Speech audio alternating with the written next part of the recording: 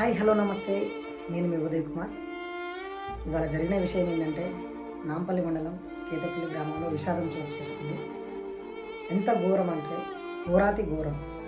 కామానికి బలైన తల్లి బిడ్డే తన భర్త వేరొకరితో లైంగిక సంబంధం పెట్టుకొని కొద్ది రోజులుగా నడిపించుకుంటూ వాళ్ళతో చనువుగా ఉంటూ వాళ్ళ దగ్గరే వండుకుంటూ వాళ్ళ ఇంత ఘాతకానికి దాడి తీసినారు.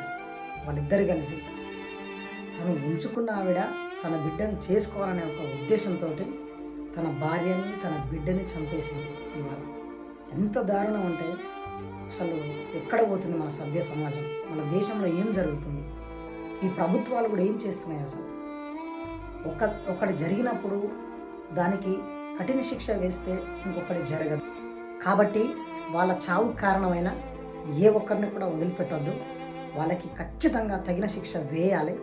వాళ్ళను కూడా అదే శిక్ష వేయాలనేసి నేను ఈ ప్రభుత్వాన్ని కానీ ఈ సమాజంలో ఉండే కొన్ని సంస్థలను కానీ కొన్ని సంఘాలను కానీ నేనైతే కోరుతున్నాను. ఖచ్చితంగా ఇది నెరవేరుతుందని నేను ఆశిస్తున్నాను.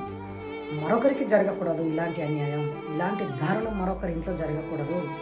కాబట్టి దయచేసి తొందరగా స్పందించి వాళ్ళకి శిక్ష వేయాలనేసి నేను కోరుకుంటున్నాను. Thank you.